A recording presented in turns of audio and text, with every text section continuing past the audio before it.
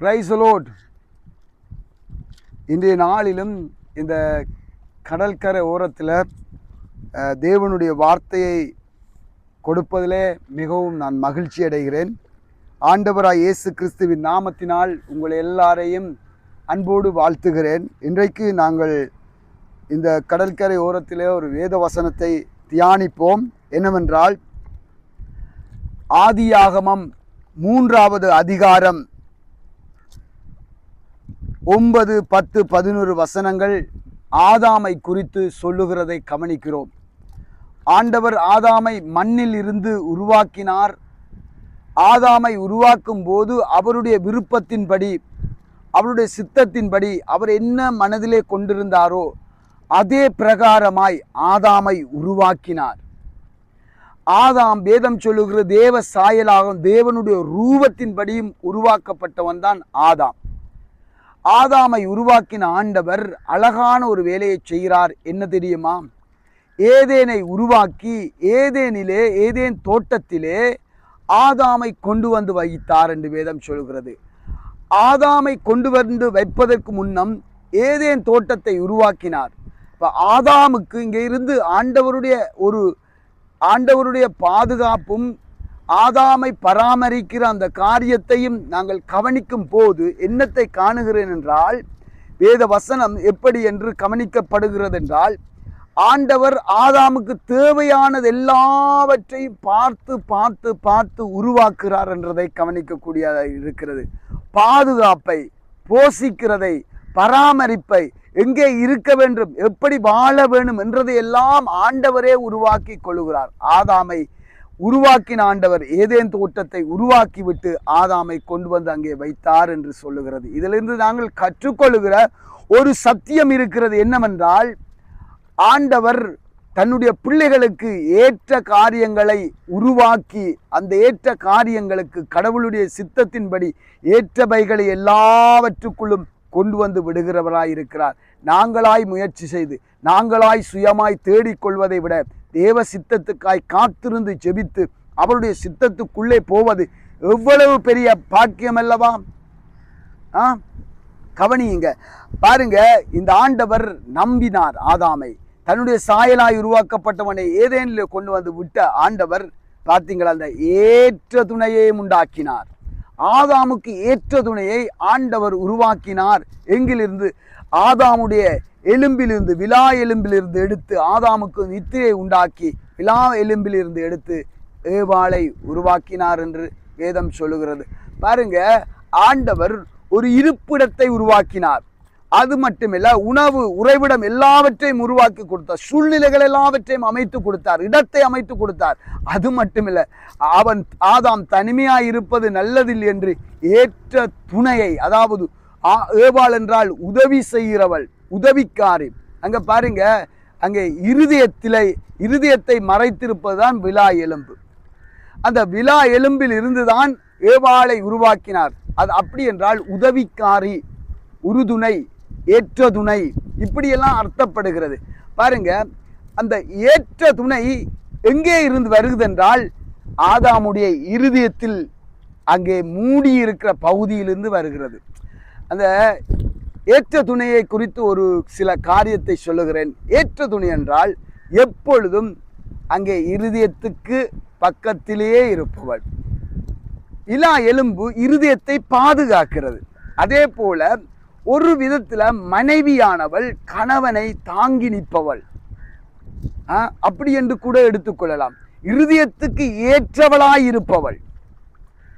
இப்படி இருந்த காலகட்டத்தில் தான் என்ன, அவர்கள் தவறு செய்து பாவத்துக்குள் விழுகிறார்கள்.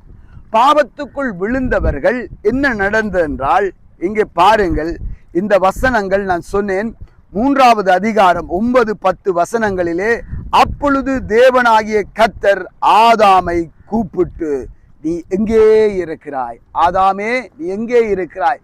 ஒரு இடத்தை உருவாக்கின கர்த்தர், அவனுக்கு தேவையான எல்லாவற்றையும் பார்த்து பார்த்து பார்த்து செய்த கர்த்தர் அவனுக்கு ஏற்ற துணையை உண்டாக்கினார் என்று வேதம் சொல்லுகிறது. இப்படிப்பட்ட ஆண்டவர் இன்றைக்கு தேடுகிறார். ஆதாமே, எங்கே இருக்கிறாய்? வேதம் சொல்லுது, அங்கே 10வது வசனம், அதற்கு அவன் தேவரீருடைய சத்தத்தை தோட்டத்திலே கேட்டு. பாத்தீங்களா, தோட்டத்தில ஆண்டவர் இருத்தின இடத்துல கேட்கிறான் சத்தத்தை. இருத்தின இடத்துல கேட்டுட்டு என்ன செய்கிறாராம், தான் நிர்வாணி என்று பயந்து ஒளித்து கொண்டேன் என்றார். எங்க ஒளித்து கொண்டாராம்? அத்தி மரத்துக்கு கீழே ஒளிச்சு கொள்றார். சரியா, நீங்க அங்கே வாட்சி பார்க்கலாம். அத்தி மரத்துக்கு கீழே ஒளிச்சு கொண்டார். அங்க அவர் முந்தி ஆரம்பத்தில் தோட்டத்தில் ஆண்டவரோடு உலாவி திரிஞ்சவர், நல்ல குளிர்ச்சியான வேளையில உலாவி இருந்தவர். இப்பொழுது ஒளித்து கொள்ளுகிற கட்டம் வருகிறது. நம்முடைய வாழ்க்கை எப்படி இருக்கிறது? நாமும் ஒளித்துக் கொள்ளுகிறோமா? தேவ சத்தத்துக்கு ஒளித்துக் கொள்ளுகிறோம்? இருக்கிற இடத்தை விட்டு விலகினால் எப்பொழுதும் ஒளித்துக் கொள்ளுவோம்.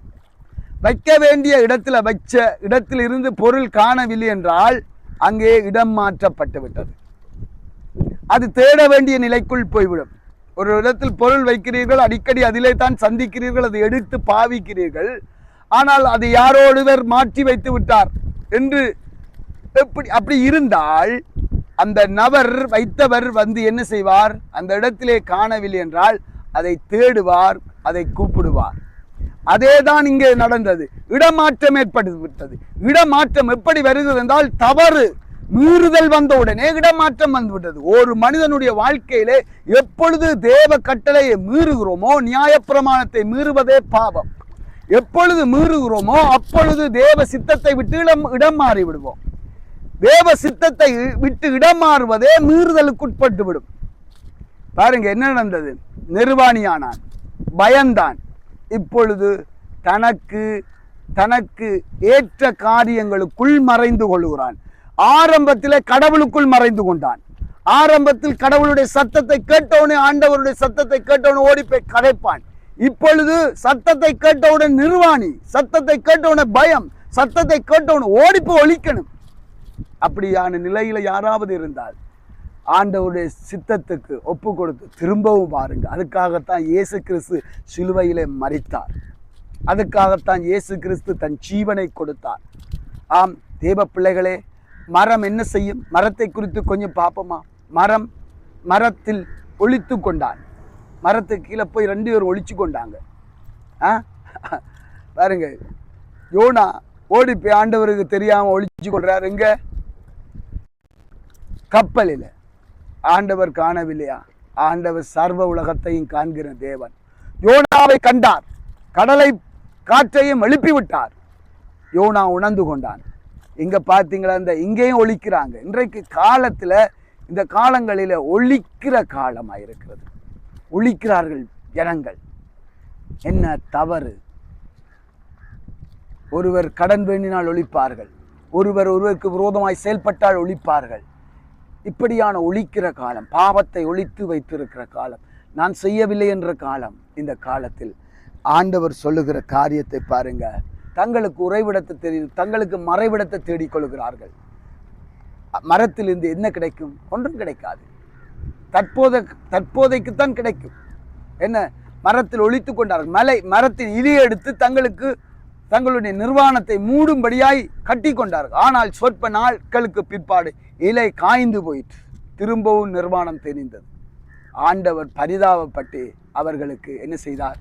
ஆடே கொடுத்தார். ஒரு மிருகத்தை அடித்து கொடுத்தார் உடுத்துக்கொள்ள. ஆம், ஒழித்து கொள்ளாதேங்க. ஆண்டவரிடத்தில் வாங்க. நீங்கள் நானும் ஒழித்து கொள்வதை விட்டுவிட்டு தேவனிடத்தில் வருவோம். தேவ சமூகத்தை நாடுவோம். அப்பொழுது தேவன் நிறைவான பலனை உங்களுக்கு தருவார். இந்த வேத வசனத்தை கேட்டு நாம தேவனிடத்தில் ஒப்பு கொடுப்போம். தேவன் தாமே உங்களை ஆசீர்வதிப்பார். இயேசு கிறிஸ்து நேற்றும் இன்றும் மாறாதவர். ஆமேன், ஆமேன்.